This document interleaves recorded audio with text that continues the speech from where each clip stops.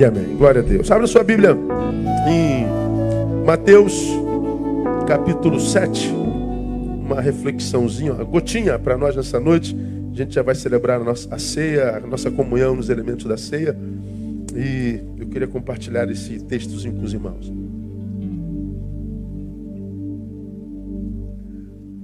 Mateus 7. Mas antes da gente ler, desculpa, painel, coloca a reportagem que eu pedi para você compartilhar. Dá uma olhada nisso aí, irmão. Eu vi essa reportagem ontem, isso aconteceu no dia 2. Aí eu fui subindo essa reportagem e eu li isso aí. Pai entrega filha morta em hospital e pede para ser preso. Por quê? Porque ele torturou a filha de 6 anos com correntes. Ele estuprou a filha. Depois enforcou a filha. E aí, vizinhos foram para linchá-lo. Ele leva a filha para o hospital, se protege no hospital, pedem para chamar a polícia para prendê-lo. Aí, eu li a reportagem e fui subindo. Vai subindo. Sobe, pode subir. Não, aí aparece diferente. Vamos botar aqui. Ô Pedro, põe. Ah, tá aqui? Tá. Então vamos ver aqui no meu celular. Vê se você consegue pegar aqui, Ana. Vamos ver.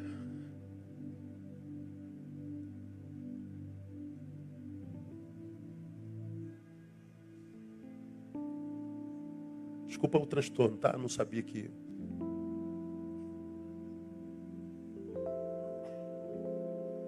Netshoes não, sai daí, pô.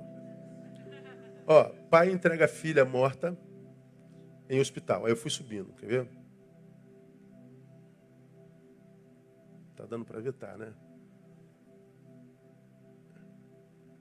Aí aparece outra reportagem, Brasil. Menina de 6 anos morta pelo pai, era amarrada e chicoteada em casa. Isso é outro caso. Brasil. Delegado chama Facínora pai de menina torturada até morrer. Esse é outro caso. Mais um caso. Pai não aceita a separação, mata filho de 4 anos e se suicida no Paraná.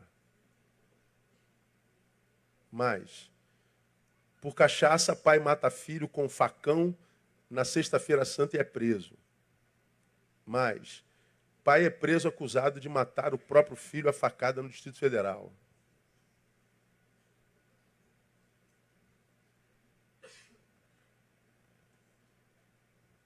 Acho que acabou. Foi. Aí depois eu fui fazer uma pesquisa sobre pais que matam filhos. Eu fiquei assustado no Brasil.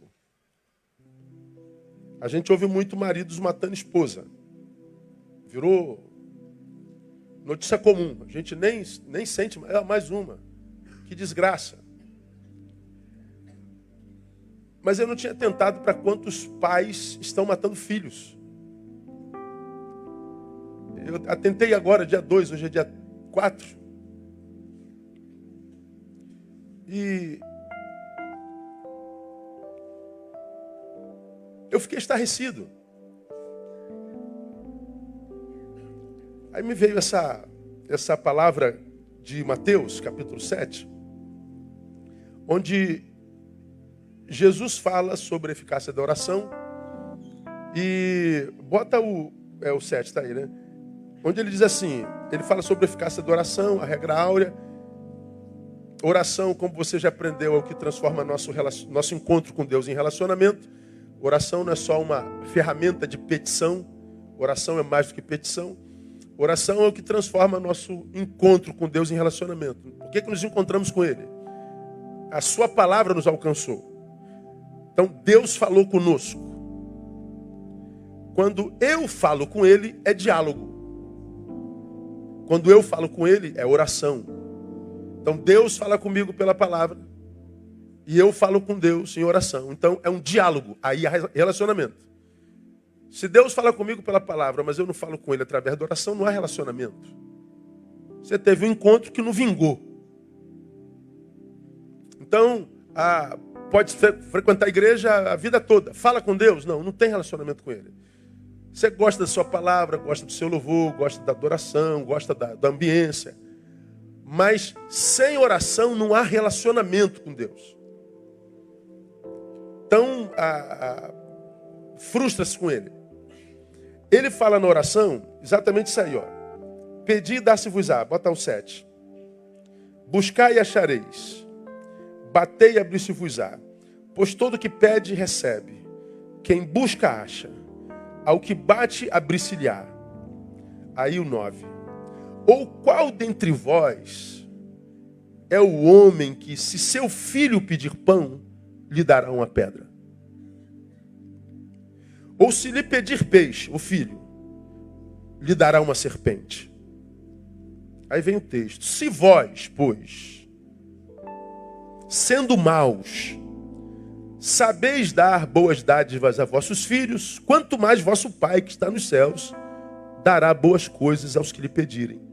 Portanto, tudo o que vós quereis que os homens vos façam, fazei-lo também a vós a eles, porque esta é a lei e os profetas. Então veja, Jesus fala de oração, nossa relação com ele. E ele está abençoando seus discípulos, os exortando, ensinando, dizendo assim, olha, nunca duvide do poder da oração. Não imagine que quando você fala comigo, porque eu falei contigo, essa fala, esse relacionamento vai dar em nada.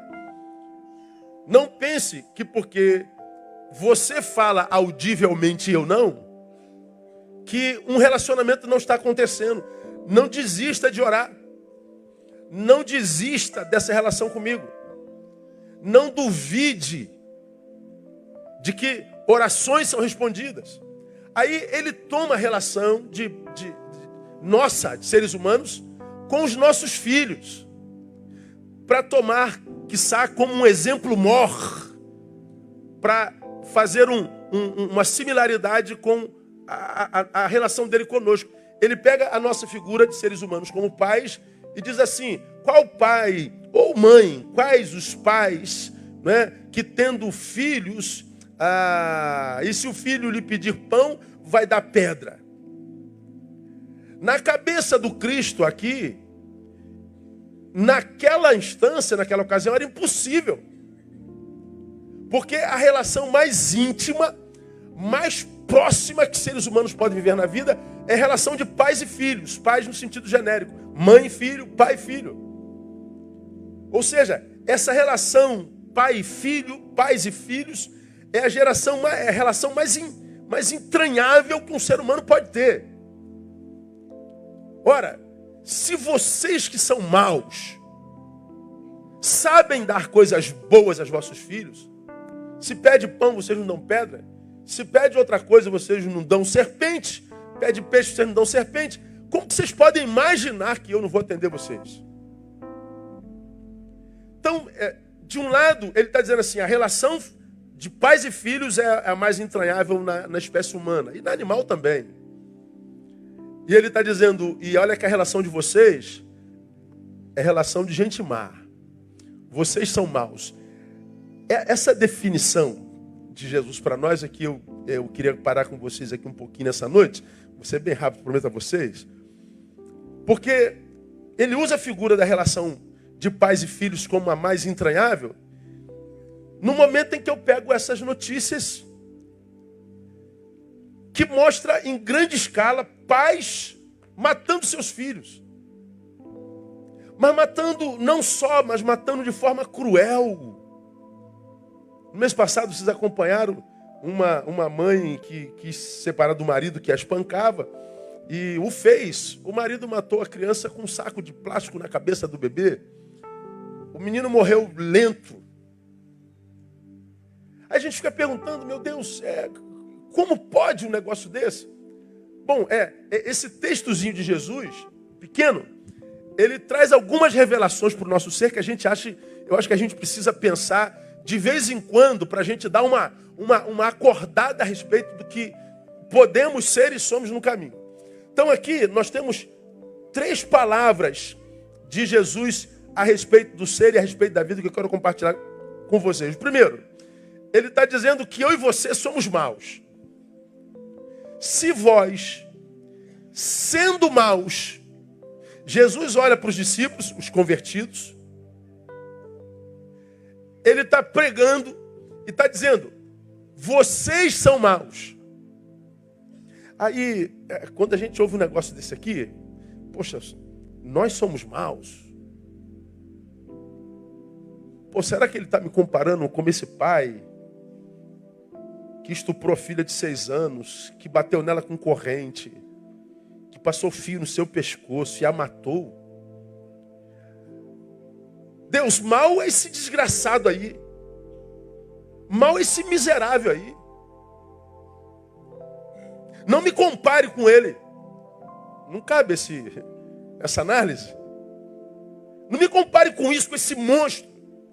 Pelo contrário, se eu pego esse monstro, eu acabo com ele. Eu defenderia essa criança. Mas de que mal Jesus está falando, irmão? É isso aqui que me chamou a atenção. Essa maldade, a respeito da qual Jesus fala, e que nos habita e que nós somos maus, não é a maldade desses pais que a gente viu aqui na matéria, não tem a ver com a maldade cometidas por outros seres humanos. Essa maldade contra o filho é a maldade fruto. É como se o mal me habitasse e eu desse vazão a ele. É como mais ou menos a Bíblia define pecado. Pecado é o estado mal da alma. E o assassinato é fruto desse pecado. Pecado é o que aconteceu comigo, conosco no Éden. É o vírus que entrou no programa que Deus tinha para nós. É a desconfiguração do projeto original do Criador. O pecado entrou na humanidade, não entrou no sujeito, entrou na humanidade toda. A humanidade toda caiu.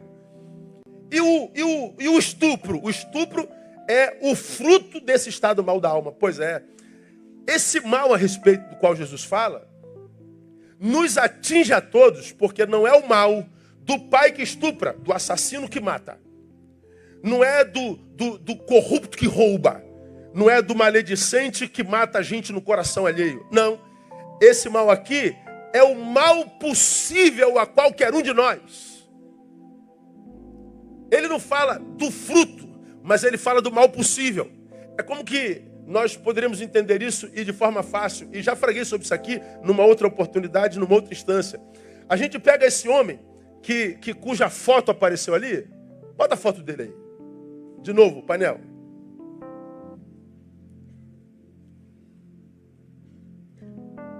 Se você ler a reportagem, você tem vontade de vomitar. De tão nojenta que é. Aí você olha para a foto do sujeito que vai aparecer ali. Você fala assim, pastor, como é que um monstro desse, e a mãe do lado, faz uma coisa dessa e agora com medo de morrer aparece com essa carinha? Está me comparando com isso? Não. Como que esse cara pode ter feito isso? Pois é, a pergunta que eu faço, e você vai se lembrar disso. Esse homem, ele é de Marte, não? Ele é marciano? Ele é plutoniano? Kryptoniano? Ele é terráqueo? Sim ou não? É um ser humano? E você? Também. Você e ele são da mesma raça? Sim. Portanto, o que este homem mostra é o que a nossa raça é capaz.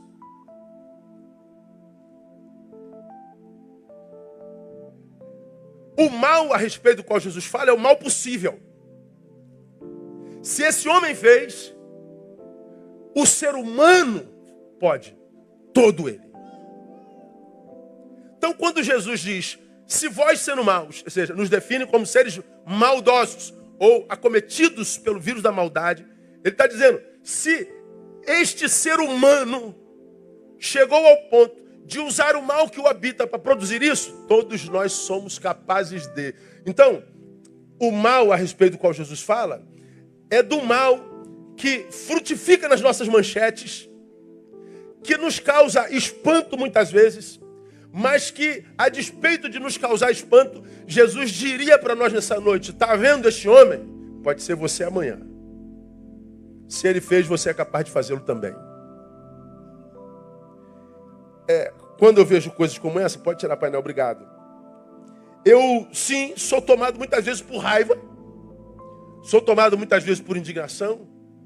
Quando a gente vê, por exemplo, um sujeito com um carro importado caríssimo, ele passa em alta velocidade na cidade, tem uma senhora atravessando aquele cruzamento que você viu, e o camarada joga a dona de casa para o alto, mata a senhora, a idosa, foge, apresenta-se depois de 2, 3 dias, ele é preso, ele é interrogado, descobre-se que ele já matou outras pessoas no volante alguns anos atrás, e ele sai pela porta da delegacia rindo na câmera dos outros.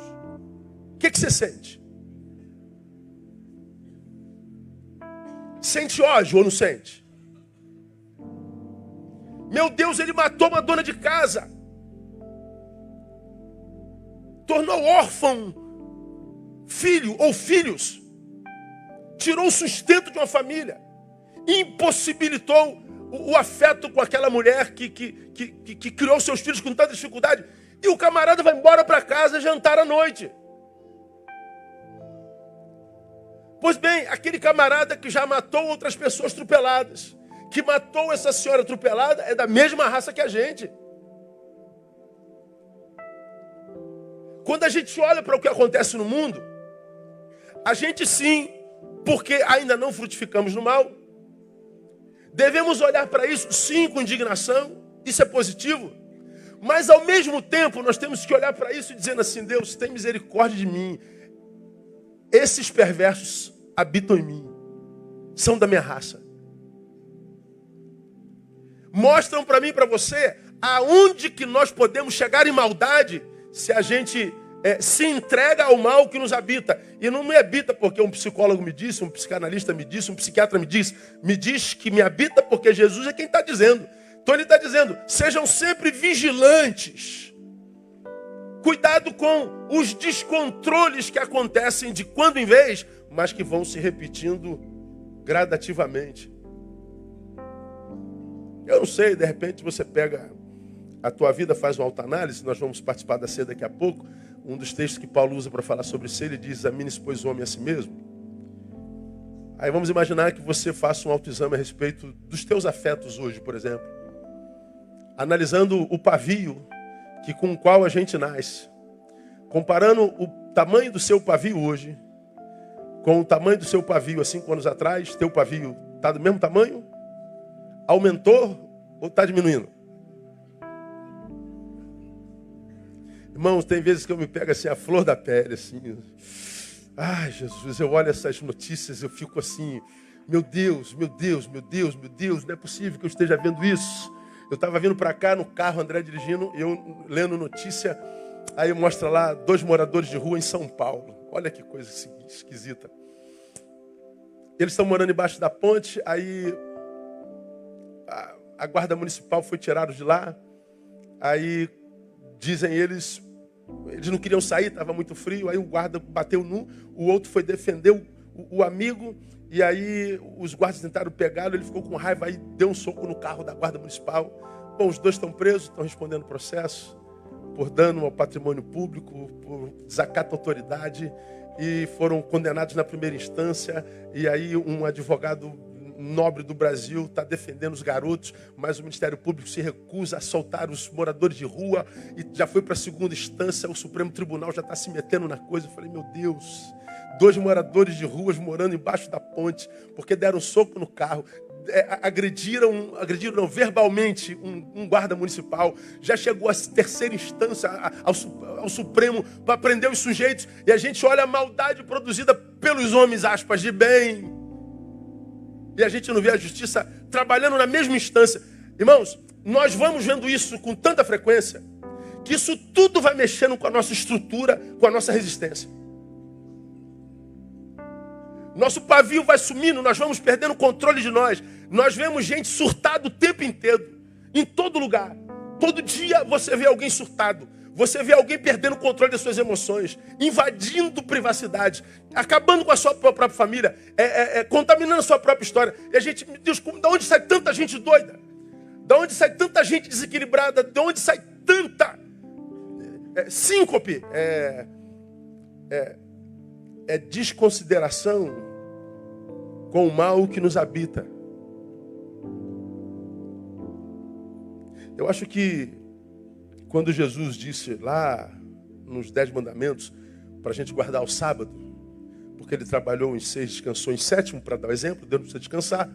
Ele diz que o homem não foi feito para o sábado, mas o sábado para o homem. Eu acho que quando Deus pensou o sábado para a gente, ele pensou para que depois de 6 dias nessa correria da vida, como eu falei de manhã, matando urso, matando leão, vendo tanta injustiça, vendo tanta inversão de valores, vendo tanto lixo que é jogado dentro de nós como desgraça, a gente se retirasse no sábado para fazer uma faxina, para desencapetar, sei lá. Jeová, isso aí mesmo. Para a gente fazer uma faxina na alma, para a gente fazer uma faxina no afeto, para a gente tirar isso que a gente recebeu na semana, no sábado, e dizer, Deus, da mesma forma que a gente escova o dente, vamos escovar a mente, vamos escovar o coração, vamos arrancar isso da gente. Não menospreze as suas iras, não menospreze as suas indignações, porque quando elas nos habitam, é porque o bem ainda funciona em nós. Quando essa indignação com a injustiça te toca, é porque a tua saúde está equilibrada. Mas o que vai acontecendo com a gente? A gente vê tanta injustiça que a gente diz, não adianta falar nada mesmo. Aí você vai deixando passar. A tua indignação vai fenecendo.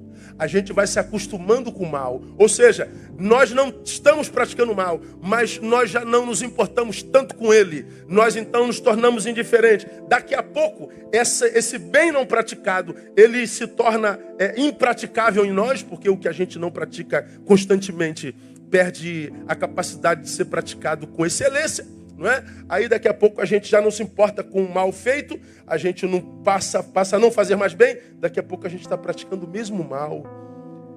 E a gente está sendo desconstruído e a gente diz, meu Deus, o que aconteceu comigo? Eu há bem pouco tempo atrás atendi alguém que desgraçou a vida. Eu lido com isso o tempo todo. Conversamos por algum tempo e ele disse, pastor, onde é que eu estava com a cabeça quando eu fiz isso comigo? Na verdade, ele prejudicou alguém muito, mas no final o prejudicado foi ele. Essa pergunta, onde é que eu estava com a cabeça? Pois é, a cabeça está aqui, no mesmo lugar. Ela não sai daqui. Agora, o que vai entrando nela? O que vai habitando a nossa cabeça, o nosso coração? É isso com que nós devemos preocupar. É o que vai desconstruindo o que a gente foi na gênese, na origem da nossa existência. É quando a gente percebe que o que os pais nos deram já não encontram tanto eco na gente. Seus valores estão passando. É o que a palavra gerou em mim, também já não encontra tanto eco em mim. Está perdendo o poder em mim. De modo que, se eu estou me afastando dos valores éticos e morais dos pais, da família, se os princípios da palavra já não encontram eco em mim, eu já estou se eu estou desconfigurando aqui, eu estou me reconfigurando em algum lugar. Porque o texto diz, quem comigo não ajunta, não existe isenção na vida. Quem não é comigo, é contra mim. Jesus está dizendo, se a minha palavra perde poder em você, se os valores ensinados pelos pais, se os valores que fizeram de você o ser humano que você é, já não reverberam em você, você já está se unindo a alguma coisa ou a alguém. Já está no processo de desconfiguração. E como você me tem ouvido falar aqui há 27 anos, vamos nos desconfigurando. Chega uma hora que nós olhamos para o espelho e já não sabemos mais o que vemos. Nos tornamos em alguém que a gente desconhece. Nos tornamos em alguém que a gente desconhece, mas com o qual tem que conviver. Você é o que é e é um estranho para si. Bom, você não consegue amar o estranho. Você vai sendo o que você não é, e como eu falei de manhã, isso cansa demais. Daqui a pouco você odeia o que você é. Tem que caminhar com quem você odeia. Daqui a pouco você quer se livrar desse alguém que você odeia. Aí nós vemos o suicídio graçando entre os homens. Como você já aprendeu, doutor, nisso. Quando uma pessoa se mata, ela não quer matar o que ela é, ela não quer matar a vida, ela quer matar a dor. A dor de quê? De ser aquilo no que ela se tornou. E que ela não consegue amar. E que agora ela passou a odiar. E que agora da qual ela quer se livrar. E como que essa deformação acontece? Irmão, por incrível que pareça, é pela indignação que fruto de um coração amoroso, ético, gentil, que se indignava com o mal praticado sem punição, impunemente. E você se tornava indignado. Essa indignação não se transformou em fruto. E você foi desistindo da indignação que não frutifica. E você foi se tornando indiferente. Essa indiferença é amor não praticado. Amor possível, não praticado, por opção. Esse amor não praticado congela em nós. E você já aprendeu, está na palavra, por se multiplicar a iniquidade, o amor de muitos esfriará. Quando o amor esfria, o que entra no lugar é ódio. A gente vai se tornando agora alguém indignado com a injustiça, mas a gente não quer mais o estabelecimento da justiça. A gente quer fazer justiça com a própria mão. Agora não é mais indignação, é ódio. Não é mais indignação, é raiva. É revolta. E revoltado a gente produz o mesmo fruto daquilo que causou a revolta. Bom, quando eu leio Jesus dizendo, vocês são maus, eu paro para pensar, meu Deus, esse homem é da minha raça. E aí, quando Jesus usa a figura dos pais e dos filhos, para fazer uma comparação com a relação dele conosco, eu me lembro também do que está escrito em 10, 34 a 36 de Mateus. Coloca para mim, painel. Você se lembra desse texto? Jesus diz assim, não penseis que vim trazer paz à terra. Eu não vim trazer paz. Vim trazer o quê? Espada.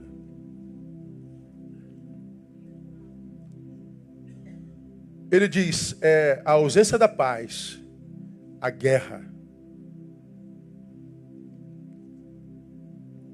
A ausência do sossego, do equilíbrio. É futuro de uma sociedade que optou pelo pecado. Então ele está dizendo, não pense que eu vim trazer paz à terra. Eu não vim trazer paz à terra, eu vim trazer espada. Ou seja, eu vim armá-lo. Para que você trave a batalha de cada dia capacitado e com vitória. A paz não é para a terra. Mas os meus na terra serão capacitados. Mas olha o restante do texto. Porque eu vim pôr em dissensão o homem contra seu pai, a filha contra sua mãe, e a nora contra sua sogra. Passa. E assim, leia comigo, forte. Os inimigos do homem serão os da sua própria casa. Eu vim pôr em dissensão a família. Não é que ele diz, eu vou jogar vocês um contra o outro. Não. É porque a forma como o que acontece na terra vai influenciar cada um é diferenciado. Ele está dizendo, é possível que o pai seja influenciado pela terra e a sua indignação faça dele um depósito de ódio e de revolta.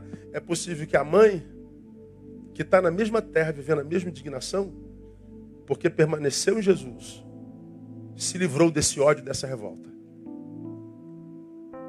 E aí a guerra que é do lado de fora passa para o lado de dentro. Entre filho e pai, entre filha e filha, nora e sogra. Ele está dizendo uma coisa terrível, irmão. Ele está dizendo que essa guerra que haveria entre nós, que acontece do lado de fora, ou seja, você está na sua casa, no seu refúgio, no seu cantinho, no seu oásis, mas chegou segunda-feira, você tem que ir para o mundo. E você vai para o mundo e de segunda a sexta você está guerreando, você está lutando, matando um urso e um leão, como eu falo todo dia. Só que chega no final do dia, você volta para sua casinha, para o seu refúgio, e você diz, cheguei em casa. Pois é, Jesus está dizendo que a agudeza dessa guerra sempre ficará de tal forma que você não vai ter paz do lado de fora e possivelmente nem do lado de dentro.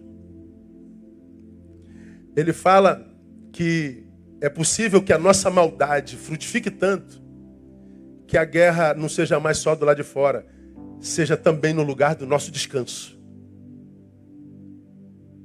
Pergunto, você acha que a guerra entre os familiares já acontece hoje ou não? Pois é.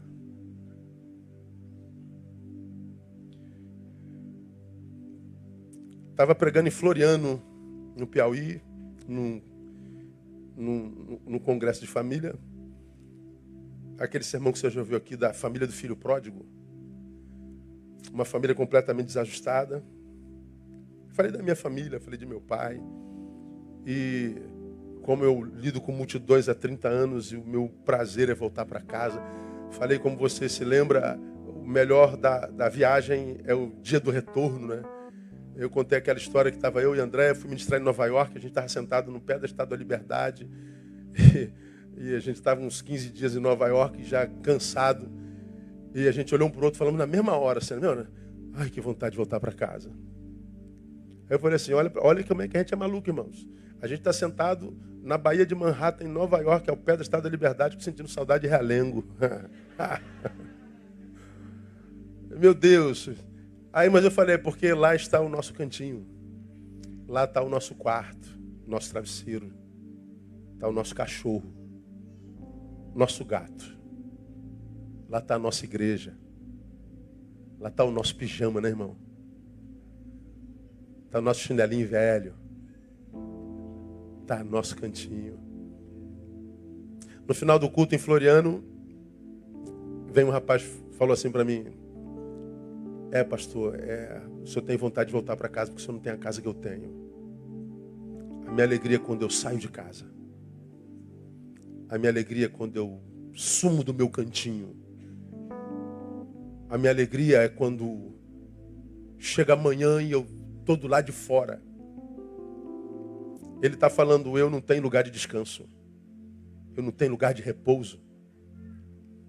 Pois é, o que Jesus diz para nós é que essa maldade que nos habita e que para a qual nem sempre atentamos ou reconhecemos, tem transformado nossa sociedade no que ela é e está dizendo que é possível que ela entre em nossa casa. Portanto, não menospreze os seus arroubos de ira. Cuidado com as suas explosões. Não brinque com elas. Se você se desconhece de quando em vez, nas suas síncopes, pare, reflita, peça a Deus graça. Principalmente você que não se reconhece nisso, no que é hoje. Nós somos maus. Mas esse texto diz mais. Louvado seja o nome do Senhor por isso. Se vós sendo maus, volta para o texto lá, painel. Sabeis dar coisas boas aos vossos filhos. Olha, eu sou mau praticando bem. Eu sou mau e dou coisas boas aos nossos filhos. Ora, como sendo mau, eu pratico bem. Ele está dizendo, a sua natureza foi viralizada no Éden, você foi acometido pela doença da maldade, porque o projeto de Deus te configurou, e esse mal te habita. Mas é possível que esse mal seja dominado por você. Se de um lado eu posso adoecer a ponto de estuprar e matar minha filha, por outro lado essa maldade pode estar sob o meu controle pro resto da minha vida, a ponto de fazer uma pessoa má como eu produzir bem a vida inteira. Ou seja, eu posso ser mais forte do que o meu próprio eu. Então, à luz desse texto, daria para a gente dizer assim, pastor, foi mais forte do que eu. Não. Não foi mais forte que você, não. Só foi possível produzir autodesgraça porque a gente não atentou para as desgracinhas que iam acontecendo todo dia. A gente não deu valor ao que estava acontecendo com a gente já há anos, há meses. A gente não se importou quando a gente percebeu que a nossa fome pela palavra arrefeceu. A gente não se importou quando falar com Deus já não se tornou tão importante para nós. A gente não se importa mais quando a gente vê, por exemplo, na nossa comunidade, tanto trabalho solidário e você não se preocupa em participar em nenhum deles. A gente não se preocupou quando a gente simplesmente se retirou para a gente, como quem faz isso cheio de razão. Não, você não está cheio de razão, não. À luz da palavra, quem vive para si perdeu o direito de viver. Porque não tem mais sentido. Você não encontra em você o suficiente para gerar plenitude em si mesmo. A gente precisa do outro. Eu não preciso de ninguém, pastor. Toda vez que eu confiei, eu fui traído. Toda vez que eu me doei, eu fui ferido. Eu não preciso de ninguém. Precisa. Essa camisa que você está usando foi você que fez, não? Não, né? Esse sapato que você calça foi você que fez? Não, né? Essa cueca que você está usando foi tu que fez? Não, né? Então você precisa de alguém. Alguém fez isso para você. Todos nós precisamos de alguém e há alguém que precisa de mim e de você. Quando eu me retiro para mim, me submetendo à indiferença que já me adoece, como quem diz, eu me retiro para me autopreservar, bom, ao invés de se autopreservar, você devia se preocupar porque perdeu o interesse em servir. Pois é, essa ausência de interesse em servir já é desconfiguração que pode me levar a um ser que eu não conheço. Aonde que eu perdi o controle? Quando? Meu Deus, como, pastor? Foi mal aqui? Não, não foi mal, não. Quando estava se tornando um monte, quando estava sendo amealhado, você teve tempo de tirar isso dali, você teve tempo de fazer a faxina, você teve tempo de interceptar a deformação, a desconfiguração, mas a gente, por alguma razão, se permitiu. A gente foi se tratando de forma autossabotagem. Aí a coisa vai mesmo, daqui a pouco a gente explode e a gente não sabe como que a gente chegou aqui. Então, meu irmão, essas mortes todas me fizeram pensar sobre a vida. Eu falei, meu Deus, isso tudo me habita. Meu Pai, o índice de maldade que existe em nós é uma coisa terrível. Ou seja, longe do Pai e se autogestando passionalmente, sem razão. Longe da transcendentalidade, a gente vai se deformando. Só que essa deformidade, ela não vem da noite para o dia, ela vai acontecendo tão lentamente que a gente não percebe. Como é o nome daquela... Eu esqueci o nome. Aquele relógiozinho antigo que você vira de cabeça para baixo. Como é o nome? Ampulheta, obrigado.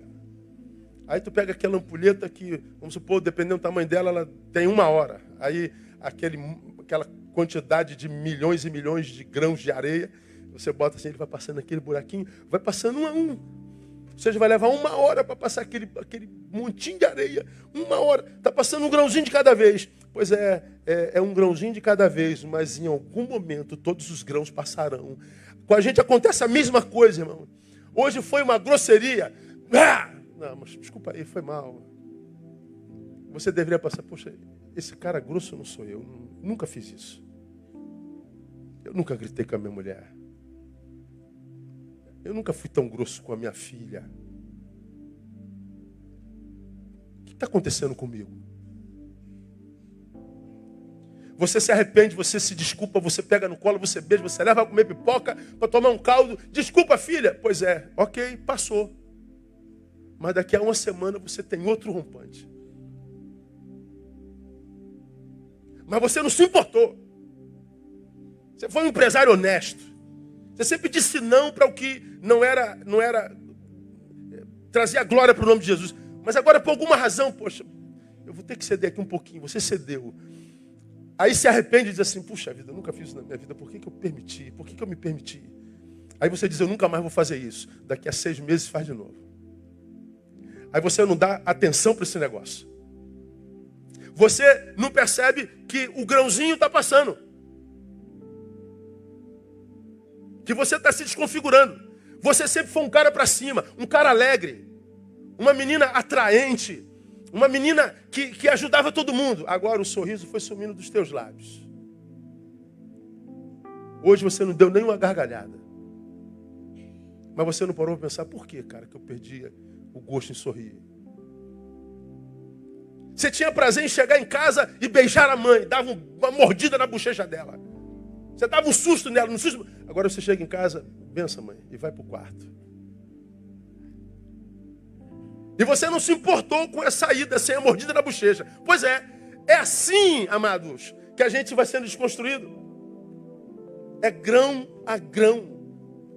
Quando a gente percebe, a ampulheta já se esvaziou. E a deformação já aconteceu. E quase nunca a gente tem alguém para botar a ampulheta de volta em outro lugar. Se de um lado a Bíblia diz que eu sou mau, do outro lado diz, Neil, você não é obrigado a se submeter à maldade que te habita. É uma questão de gestão. Portanto, quando o Senhor diz assim, você é mau, mas faz o bem, Ele está dizendo, esse mal pode ficar aí porque ele é uma herança da queda, mas se você estiver debaixo da minha graça, essa herança fica aí inerte, sem se manifestar. É como acontece no soro positivo, né? Nós somos de um tempo, quem é do meu tempo aí, a gente via a AIDS aparecendo no Brasil e no mundo, as pessoas que eram tomadas por AIDS iam secando, morriam pele e osso, lembram disso? E a doença aterrorizou o universo. A vida ia fugindo do sujeito lentamente, até que não sobrasse mais nada. Hoje, você sabe que a pessoa pode ser soro positivo, reagente, mas o remédio isola o vírus, e aquele vírus fica ali quietinho, e ele morre de velho. É uma doença mortal que está ali, mas isolada, e ele vive plenamente. É assim o mal em nós. Quando a gente isola esse mal na graça de Jesus, quando a gente isola esse mal nesse Jesus que está dizendo assim, olha, se você é mal, faz bem, você acha que eu que sou bom não vou fazer para você? Então se apegue a mim e não desista da sua relação transcendental. É o que Jesus está dizendo. Coisa linda, irmão. O cuidado e o amor de Deus por nós. Somos maus, eu posso ser mais forte do que o mal que me habito e o meu próprio eu. E termino a bênção de Deus, portanto, ela não vem em função do que eu sou, porque eu sou mau. Tu também. Ora, se eu sou mau, ou somos maus, por que Deus nos abençoa tanto? Bom, não pode ser em função do que eu sou. Porque eu e você podemos ser daqueles que não fazem como o cara que eu mostrei aqui, como os pais que nós citamos aqui. Pelo contrário, a gente defenderia aquela criança a ponto de quase entrar na fila para espancar aquele pai, como os vizinhos queriam fazê-lo. Porque o amor te habita, a solidariedade te habita, porque você vive amor empático, você ainda sente a dor do outro. Isso é saúde. Mas o Senhor está dizendo, isso é graça, porque a tua essência é má. Ora, por que Deus então me abençoa? Se sou mau e sou abençoado, a bênção em função do que sou? Não. A bênção em função da nossa postura diante do mal.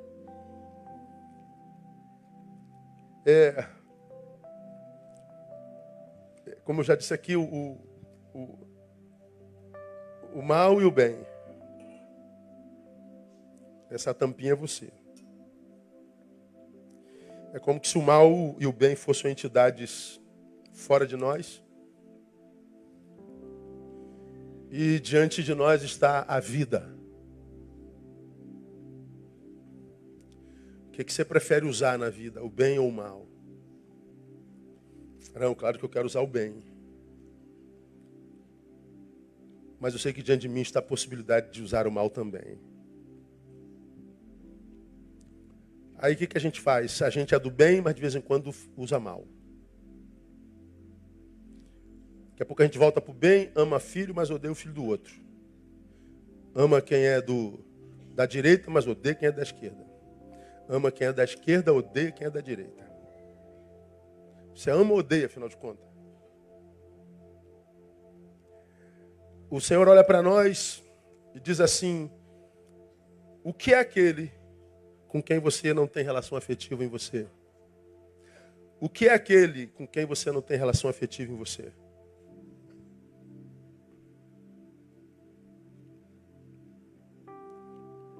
Como Deus sabe da nossa interioridade melhor do que nós, Ele sabe exatamente, irmão, com que espírito a gente caminha no mundo, como eu falei de manhã. Se o bem que a gente pratica, ele é interesseiro, mas na verdade, nossa essência pratica o mal no oculto. Deus sabe se a gente é uma coisa no público, outra coisa no privado. Deus sabe do que borbulha dentro de mim. Deus sabe que lutas eu travo dentro de mim para fazer o bem ou para fazer o mal. Deus sabe para que lado eu pendo, na maldade, na bondade. Deus vai analisar a nossa interioridade. Porque ambas as forças são possíveis em mim. E a nossa natureza tende para o mal. Aí, o que ele usa é qual a força que você faz, Neil, para não sucumbir ao mal. E qual a frequência com a qual você pratica o bem. Você que é mal, quando a gente olha para a tua história, o que a gente vê praticado lá? Porque na minha história e na tua, está tudo escrito diante de Deus. Deus está vendo se o que nos trouxe até aqui foi a indiferença, tô nem aí, dane-se.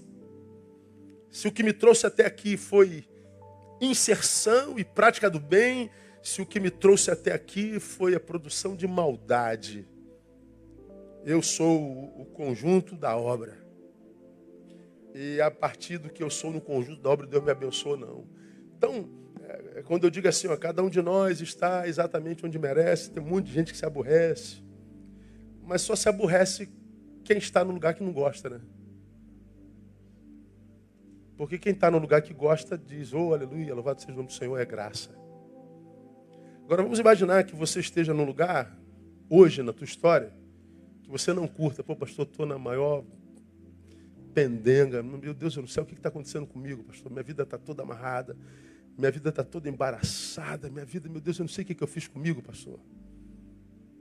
Estou aqui no meio dessa multidão, bem vestidão, meu carro está ali, todo mundo pensa que eu sou uma coisa, mas eu não tenho nada a ver com o que eles pensam. As pessoas olham para o meu casamento e dizem, pô, teu casamento é maneiro, mas pastor, meu casamento está acabando. Todo mundo diz que quer ser como eu, mas eu não queria ser o que eu sou, nem de longe, pastor. O que eu fiz comigo? Pois é contigo que eu acho que o Senhor está falando nessa noite. Porque se você é o conjunto da obra, e você se transformou num conjunto, produto dessa obra que não curte, para que amanhã você seja uma obra diferente, ou um conjunto diferente, você tem que praticar obras diferentes. Primeiro, já sabe que é mal? Não brinque com a maldade que você tem produzido. Não brinque com a sua maledicência se a tua fraqueza é a fofoca. Não brinque com a tua hipocrisia se você curte likes. Não brinca com a tua ganância se a tua fraqueza é dinheiro. Não brinque com a tua sexualidade se você se sente Dom Juan. Não brinque, porque nós vamos sendo desconstruídos grão a grão. E nós seremos o resultado de cada grão. Então, trabalhe para que você mude. Trabalhe para que a obra que você produza seja uma obra do bem, a obra da inserção, não da indiferença, não do mal produzido pela indignação, porque você estará frutificando segundo a tua natureza, mas o Senhor está dizendo, meu filho, você que é mal faz bem. Se você anda na minha presença, eu que sou do bem, te cubro de toda bondade. E se nós vivermos assim, irmãos, eu acho que a gente ainda pode ver esse mundo de cabeça para cima. Porque o que a gente vê hoje é gente reclamando da vida. O que a gente vê hoje é gente infeliz consigo mesma. O que a gente vê hoje é gente que não entende como é que chegou onde chegou. O que a gente vê é gente que não consegue ver, porque não examina a si mesmo. Então, que Deus nos abençoe com essa palavra. Que essa palavra nos traga reflexões profundas. Que nós saímos daqui, vamos participar da ceia, examine-se, pois, o homem a si mesmo. Quando você for para casa, vá para casa em silêncio, pensando na sua vida. Quem sabe amanhã você não comece a mudar o resto da tua história. Se a tua vida até aqui não foi uma história que você curtiu viver, ou seja, como diria Augusto Cury, se até hoje você foi refém da tua história, começa amanhã a escrever uma nova história. Pega a tua vida na mão, entrega na mão de Jesus e diz: Jesus, me ajuda a escrever uma história contigo, para que daqui a 2, 3, 4, 5 anos você olhe para essa data e veja nessa data, a data na qual a tua vida começou a se transformar numa vida que vale a pena ser vivida no nome de Jesus. E não se conforme de ser alguém só aos olhos alheios. Eles não têm nada a ver com a tua vida. O que eles pensam a teu respeito não muda absolutamente nada a respeito do que você é. Olha, gostam de você, odeiam você, você é lindo, é horrível, muda o quê? Então, geste-se de maneira que amanhã você se orgulhe do seu passado, você olhe para a tua história e diga: caramba, uma história coroada de êxito, uma história completamente inundada pela graça de Jesus, de modo que como você vê Jesus inundando a tua história, hoje, você então avança para o futuro com muito mais esperança. Aquele que me trouxe até aqui vai me levar até lá mole, mole, porque Ele é fiel. Vamos aplaudir a Ele e vamos agradecê-lo por sua fidelidade e bondade. Vamos orar. Pai, muito obrigado pela reflexão da Tua palavra. Nós fomos postos diante do espelho nessa noite. Tu sabes que entre nós, ó Deus, tem tanta gente que tem dificuldade de olhar no espelho. E há também entre nós pessoas que se olham no espelho e se veem muito maiores do que são de fato e de verdade. Tem uma visão completamente distorcida de si mesma. Outros olham para esse mesmo espelho, também têm uma visão distorcida de si mesmo. Se veem muito menores do que o que de fato são. Então o que nós pedimos hoje, Deus, é a bênção do olhar. Sara a nossa visão, para que a gente se veja exatamente como a gente é. Portanto, nos capacite para mergulharmos na realidade, porque só mergulhando nela podemos transformá-la. Não permita que teus filhos aqui presentes, a começar em mim, perca mais tempo na vida, vendendo a imagem daquilo que não é, e se rendendo a uma maldade que habita sem luta. Capacita-nos no Senhor para que a gente viva a transcendência saudável. Muito obrigado por Jesus de Nazaré. Muito obrigado porque Tu ouves as nossas orações. Muito obrigado porque mesmo sendo maus, Tu nos ama. Muito obrigado porque mesmo sendo infiéis, Tu permanece fiel. Muito obrigado porque nós podemos recorrer a Ti e a Tua palavra. Muito obrigado porque Tu és Pai, Tu és Mãe, Tu és o nosso Criador, Tu és o nosso Senhor. Recebe o nosso louvor e a nossa adoração. Mais uma vez pedimos no nome de Jesus. Amém e amém. Aplauda Ele. Pastores, comigo, vamos celebrar a nossa comunhão, que nos é muito cara, muito cara, muito cara. Louvado seja o nome do Senhor. 7:50, nós vamos embora cedo hoje também. Dia 4 dá para levar a nega para jantar, não dá? Dá, então leva.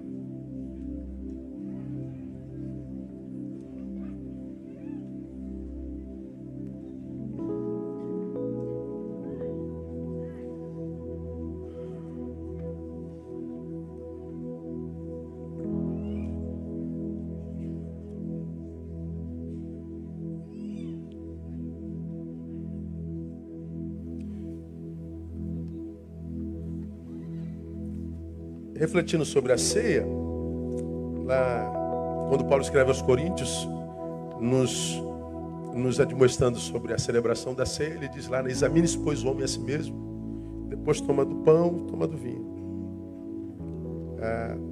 Ele diz que a ceia é como se fosse o nosso sábado. É o momento da gente parar e autorrefletir, como eu acabei de falar aqui. É o momento que a gente sai da tribulação, da produção, para a reflexão. A gente sai para a contemplação do nosso próprio eu, para que a gente faça essa faxina que a gente precisa fazer desse lixo todo que a humanidade lança dentro de nós, com produção coletiva. Então esse é um tempo em que a gente diz ao Senhor: Deus, eu vou tomar do pão e do vinho porque eu me enxergo, eu me examino. Agora a gente se examina como? Com os olhos da graça, porque se a gente fosse examinar com os olhos humanos, ninguém tocaria nisso, porque seria fulminado. A gente se examina pelo olho da graça. E como você já aprendeu aqui, quando o Senhor olha para nós, porque o sangue foi derramado, Ele nos olha com o óculos do sangue, com uma lente vermelha, né? Ele olha para você com a lente do sangue e te vê limpinho, purificado. Se tira o sangue, Ele vê a tua podridão, a nossa podridão.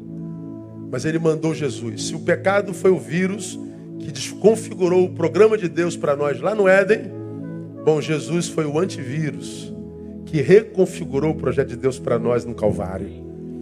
Então o mal que desconstruiu a humanidade no Éden possibilitou a cada um de nós reconstruir o que foi desconstruído pelo pecado. Então esse é um tempo em que a gente diz: Senhor, a gente se enxerga e a gente só vai tomar do cálice porque a gente sabe que toma por causa da tua graça e não mérito nós somos maus. Maus que se enxergam e que não vai se entregar à maldade sem luta jamais. Vamos viver sem indiferença, sem maldade, sendo solidários e praticando o bem para a glória do teu nome. Amém, amados? Vamos louvar o Senhor. Enquanto louvamos, pegamos os elementos do vinho.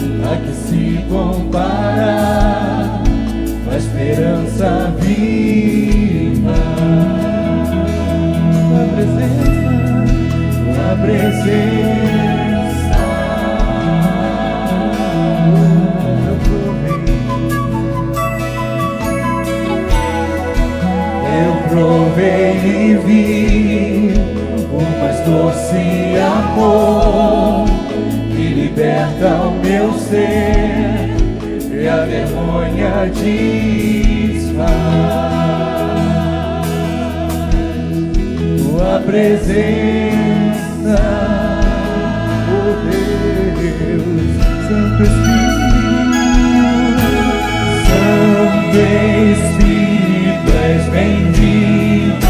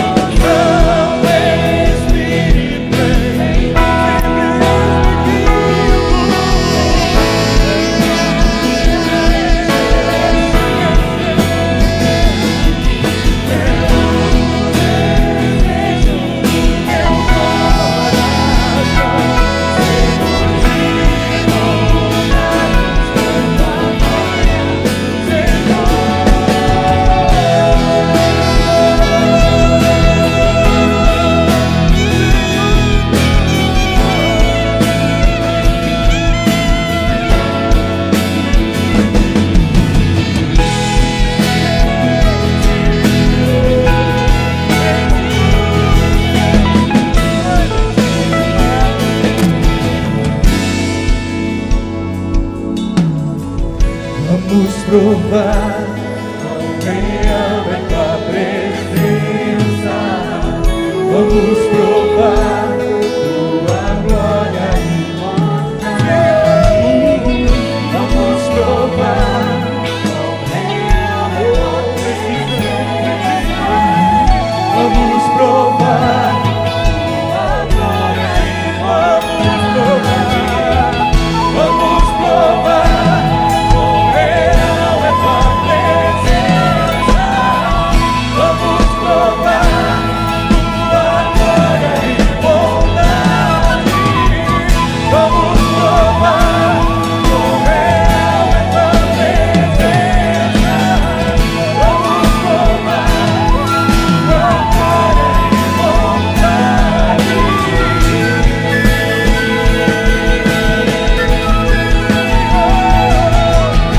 Santo Espírito, és bem-vindo aqui.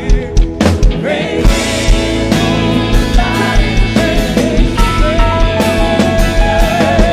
É o desejo do meu coração. Sermos iluminados na glória. Santo Espírito, é sempre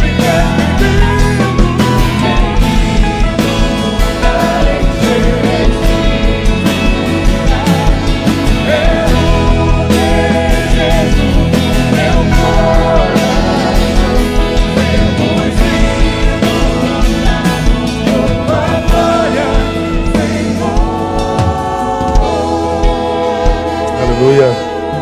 Alguém deixou de ser servido do elemento? Lá no fundo. Levanta a mão aí. Mais alguém? Ali. Leva lá no fundo, Lindoval. Lá no fundo. Na lateral ali. Mais alguém?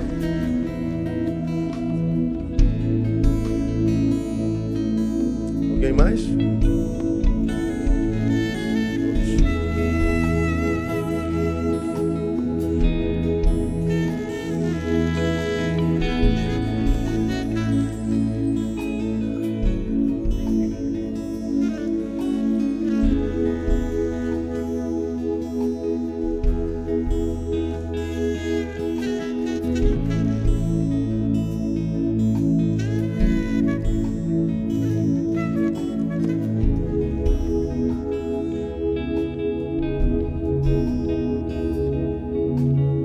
A cultura cristã só participa da ceia quem é cristão, confesso, portanto crê no sacrifício do Cristo, e na cultura evangélica quem já desceu as águas, quem batizou, desceu as águas. E a gente sabe que num culto como o nosso, sempre tem quem não é cristão, e nós respeitamos a todos, como gostamos de por todos sermos respeitados. Mas vamos imaginar que você esteja aqui e de alguma forma essa palavra falou contigo, e você se vê, por exemplo, como esse grãozinho que eu falei da ampulheta que está passando. Você se compara com o que você foi há bem pouco tempo atrás e você vê piorando. Você se vê mais iracundo, mais impaciente. Você já começa a se desconhecer. Mas que a partir dessa noite, de repente, gostaria de dizer para Deus: Deus, não me permita mais passar por essas desconstruções sem me importar com elas. Porque ninguém que surtou hoje, surtou da noite para o dia. A gente foi sendo desconstruído bem gradativamente. Então, de repente, você está aqui dizendo assim: pastor, eu gostaria de pedir a Deus que me ajudasse a interceptar a minha deformação, a minha desconstrução. Eu me percebo assim. E eu me preocupei com essa palavra que eu ouvi. Eu queria que Deus me ajudasse a interceptar essa minha deformação. Você está aqui, é com você que Deus falou, mesmo que você não seja cristão, ou seja cristão, esteja afastado, ou você seja cristão, seja batizado. Gostaria de dizer isso para Deus: Deus, eu quero interceptar isso. E eu queria possibilitar você, usando da graça de Jesus, que é maior do que a herança evangélica, do que um costume evangélico, colocar na tua mão a ceia, os elementos pão e vinho. Será um símbolo do que você está dizendo para Deus nessa noite. Deus, me ajuda a me reconfigurar. Você gostaria de pegar o elemento hoje?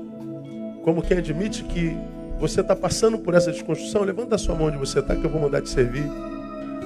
Olha lá, me ajudem aí, pastores. Pode servir, não pergunta se crê, se não crê, se tem religião, se não tem religião, de que religião é. Eu quero interceptar essa minha desconfiguração. Lá no fundo tem gente também.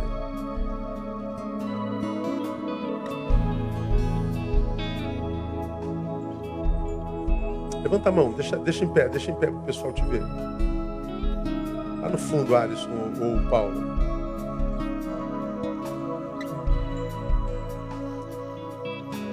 A gente não crê que os elementos fazem milagres, mas a gente crê no poder da decisão. E esses elementos serão só símbolos. Lá no fundo, lá na porta, Alisson.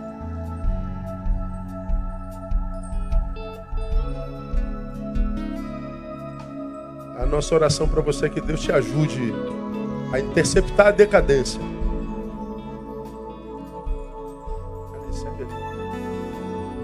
Levanta a mão.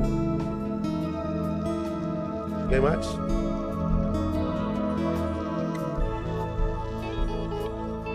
Todo mundo está decaindo, pastor. Está todo mundo pirando. Todo mundo é muita gente, né? Como ninguém é muita gente.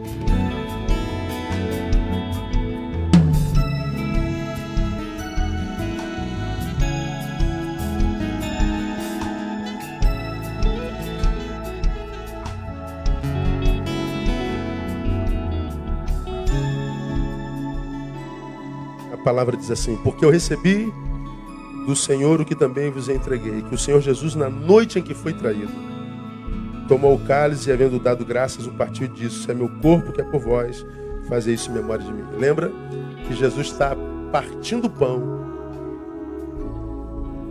símbolo do seu corpo, o vinho, símbolo do sangue que ia ser derramado, na noite em que foi traído, e ele está fazendo isso com gente que o traiu. Ele está dizendo: o que vocês são, não mexeram no que eu sou.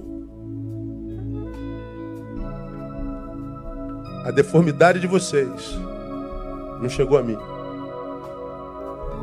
Jung chamaria isso de individuação, né? Ele transcendeu o todo. E é exatamente o que ele quer possibilitar a cada um de nós. Nessa sociedade louca, viver saudavelmente. E ele continua dizendo: havendo dado graças, o partiu disse: isso é meu corpo que é por vós, fazei isso em memória de mim. Semelhantemente também, depois de cear, tomou o cálice e disse: esse cálice é o novo pacto no meu sangue. Fazei isso todas as vezes que beberdes em memória de mim. Então, em memória do Senhor Jesus, cuja vida possibilita a saúde a mim e a você, comamos o pão e tomemos vinho com alegria de coração.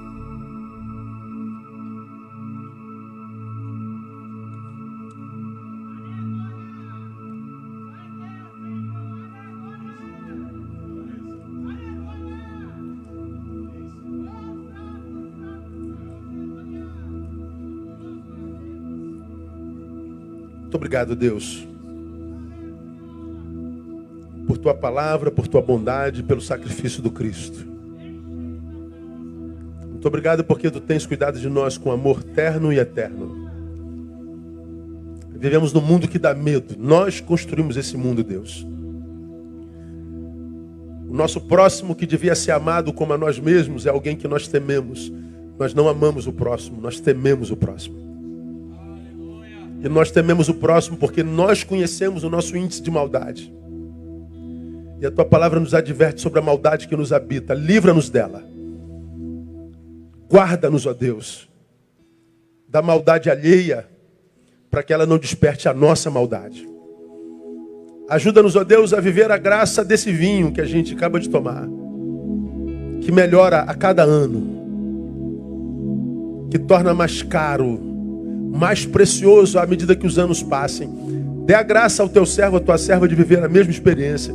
À medida que os anos forem entrando, a gente vai amadurecendo e melhorando para a glória do teu nome. Que nós sejamos amanhã melhores pais, melhores maridos, melhores esposas, melhores filhos, melhores amigos, patrões e servos. Ajuda-nos a andar com os olhos da fé, porque o que os olhos biológicos veem é desesperançador. Então, ó Deus, guarda-nos. Recebe nosso mais sincero louvor, a nossa gratidão, porque até aqui nos ajudou o Senhor.